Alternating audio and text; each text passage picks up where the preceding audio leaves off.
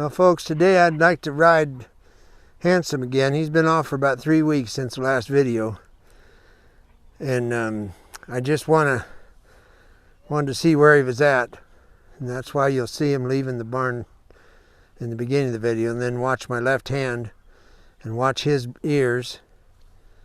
And that's the main thing to watch. Is I'm going to do upward and downward transitions, but he doesn't know his leads yet, but I don't care. I'm just going to do up and down transitions.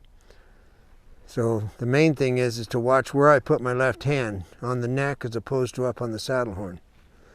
Because you'll notice when I go to the saddle horn, I'm breaking him here. When I'm on the neck, I'm breaking him here. And so this morning I rode to the neighbor's house a couple miles away to see him, and he started to give this vertebrae a little bit. So we're gaining. Pretty much guaranteed whoever buys this horse is going to be 5'4".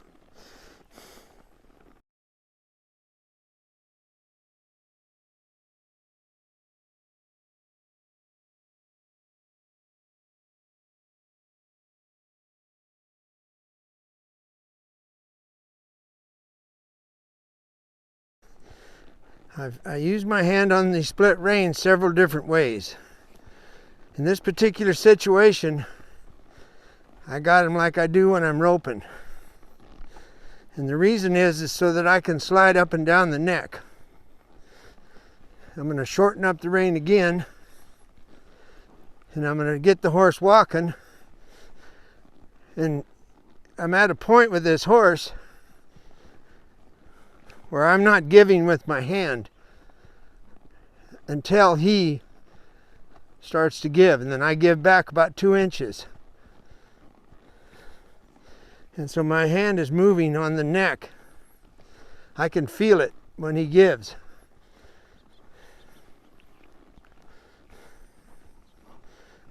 Now, earlier today when I rode to my friend's house, he rolled the cricket in a jog with some level of collection. Now what I'd like you to watch is when I get around the other side over there, I'm going to move my hand to the saddle horn, and you just keep an eye on the withers, and you'll see what I'm talking about. So I'll drive my spine, I'll sit up, give him a little bit of slack, and I'll put my hand upon the withers. Now what I've done is raise this pole. My right leg is on, and I'm trying to keep my hand as quiet as possible. So I'm going to go back down and ask for a jog.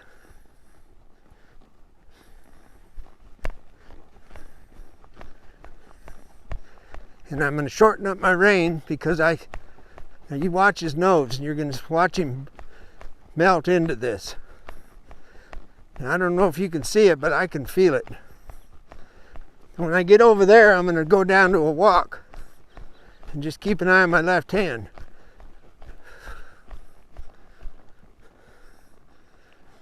So what he's told me is that, yes, I do in fact hear your skeleton and your breathing. Now I'm going to ask for a change of direction. And now my left seat bone and my right shoulder, I've got to be very careful about this rein. I don't want him leaning on it, but I want him to give to it. So I have to be ready. You can tell by the angle of the cheek piece how much pressure I'm putting on the bit. Left leg off, left leg on, release, there.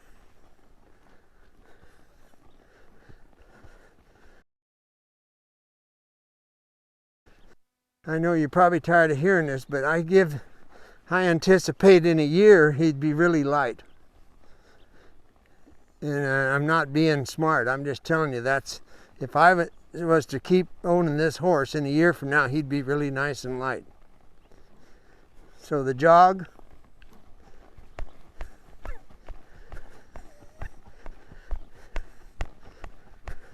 Saddle horn.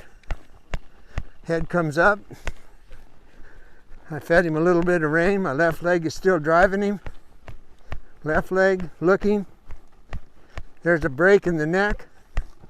That's what I was looking for, and I release. Trot. All left leg. Left seat bone. Looking to the right. When I get over here, I'm going to go back to a jog. I'll exhale, sit in the seat, make contact.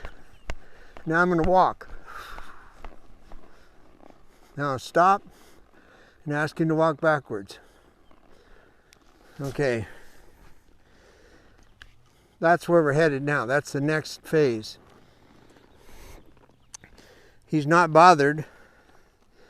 He's not doing it under duress. He's actually listening to me. Now is when you hear the cricket.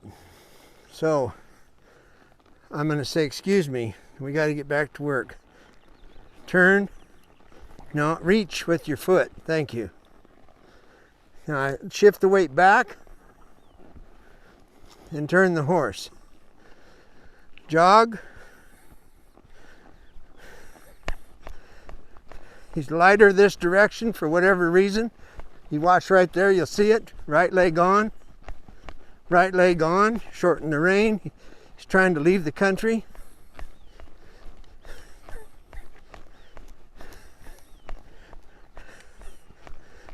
Contact. There, I can feel it now. Trot. More energy with my right leg.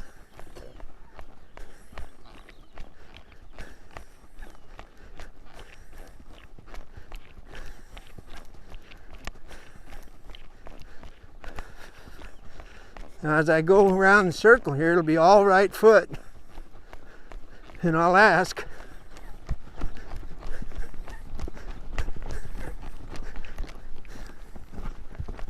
see, I got to really pull, then I can release. Down, breathe, walk, and stop. Okay. That's what it looks like when you first start. So if you want perfection, don't get a horse. Looking to the right, contact to shift to the hindquarters, stepping across, looking. Now you got to start watching his ear. And the reason I said that, because I can feel it coming up in him. And what I'm talking about, he's not going to blow up and buck. He just simply is losing his focus. And watch his left ear. It's all about his buddies over there in that barn. I need you to look this way. Thank you. This is, and what I guess part of the point of my video today is that you can accomplish things one-handed.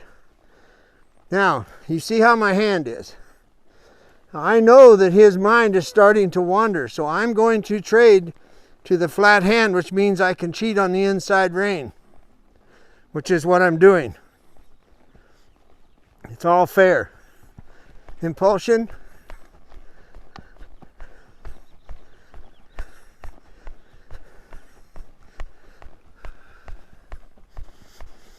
He's changing his mind to the good. Now he's falling apart. As soon as he gets on the apex of the turn, he'll start to pay attention. This is why I don't have an arena fence. When you ride on a fence, you're only riding half a horse. So I'm going to set this up to win. I'm not going to ask him to trot now because his left front foot's going to want to go home. Now I can ask him to trot, shorten up my rein, use my left foot only. Left foot only. It's heavy and hard. And he went through the bridle. Okay, so let me share with you what that means to me. I'm really glad he did that. Okay, I got two choices. I can go get a snaffle, which I'm not going to. Or I can know that he can handle a trot and a jog and a walk and a stop and a backup. But when he gets all the way up to a lope, then he goes through the bridle. Okay. I'm going to outlast him.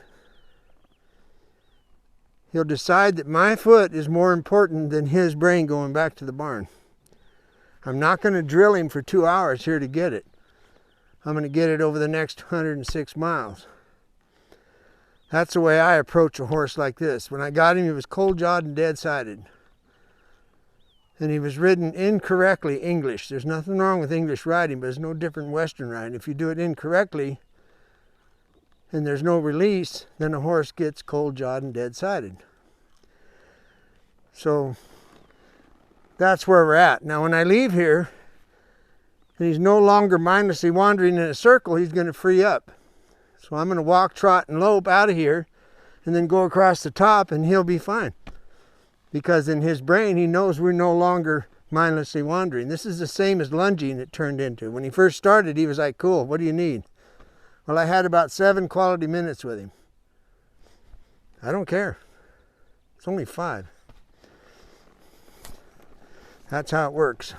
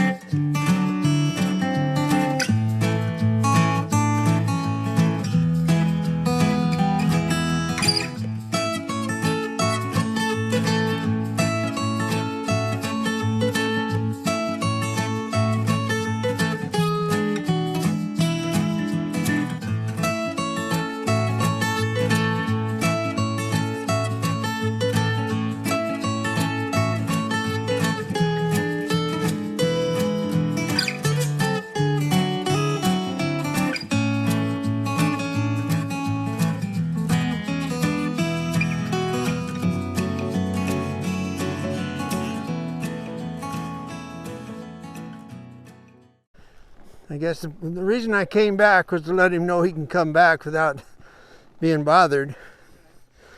And you can come back without being bothered.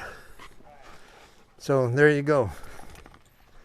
Do you want to say anything about ring bits? Oh yeah, I forgot.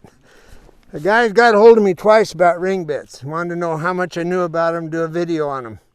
I know absolutely nothing about a ring bit. I've seen them and I've talked to vaqueros and they told me they were used on mules. And that's all I know, because I know there's people that have made amazing animals out of them, but I don't know anything about them. Never rode one, never will. My greatest fear would be falling with a horse at 30 miles an hour and having him drive the shanks of a bit into the ground. Break his jaw. Probably. I don't know. And, you know, maybe I ain't had enough to do it, but I don't need to. I don't want to. So I know nothing about ring bits. Thank you. But anyway, a lot of people, there's a man in Montana calving heifers right now, and he's got the same situation I do. And he's on his way. All he's got to do is give that horse a job, and I think he'll be fine because he's got a job for him. When I was punching cows on this horse, there was no question about going anywhere except to get the cow. He did great. So I hope there's a moral here somewhere. I know I feel better. Thank you.